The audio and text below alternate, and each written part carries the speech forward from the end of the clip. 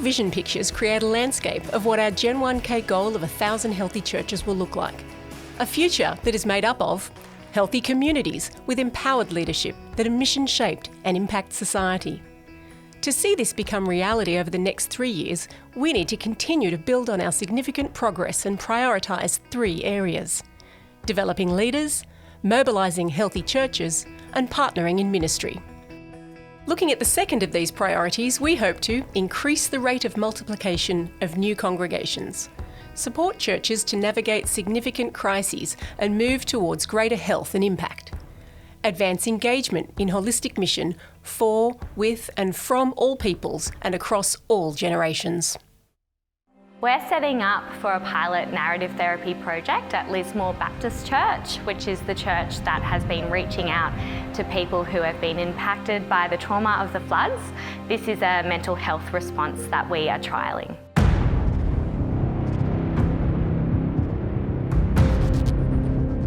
We're in the CBD of Lismore, and during the floods, at the height of the floods, the water was about 3 metres above my head, or over to my right is the levee bank, about 2.5 metres beyond the top of the levee bank here in Lismore. In my role as church pastor, one of my first concerns was making sure that our church folk were safe. Once the water had subsided, we, along with Baptist Care, were running barbecues for a number of weeks, particularly in South Lismore. So we're just feeding first responders, we're feeding locals, people and tradies, trying to get back into their homes.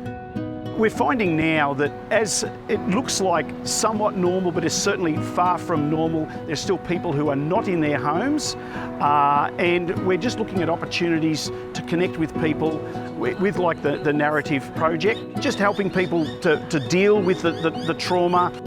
The idea behind narrative therapy is that our lives are made up of many stories. Some of these stories are really difficult stories of distress and trauma. We also really want to draw out and acknowledge and honour those stories of strength, the ways that people are responding to trauma, the skills that they're using, the values that they're holding on to. A key idea in narrative therapy is that no one is a passive recipient of trauma, that people are always responding in some way. So if you have a look at the cards, have a think if any of them stand out to you.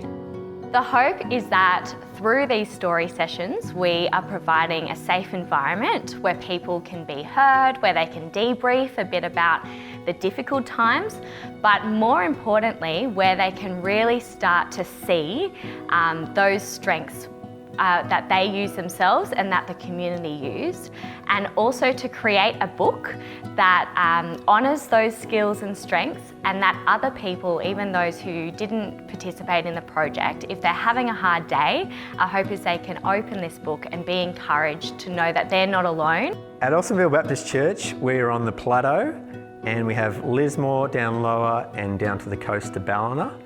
And we're up to, and we have the facility to be able to be a temporary evacuation centre for about a couple of weeks in the flood time, where we also were able to help be a centre where people could bring clothes and other resources to, and also we could provide meals and food to the other evacuation centres. During the flood, we received some money from the Baptist Flood Appeal. It gave us the opportunity to connect with a family that we had a connection with through Baptist Care.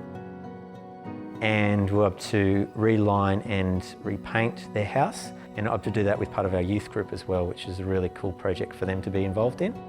As someone operating in the church health space up here in the Northern Rivers, it has been just so encouraging to see our 10 or so churches responding both separately and together to the devastating floods. And this narrative therapy project is just the latest attempt to do that in a way that is meeting real needs that we are seeing in our community at this point in time. The Multiply Initiative is an excellent initiative from the association, and it has been something that has really spurred me on in my role at Austinville Baptist Church.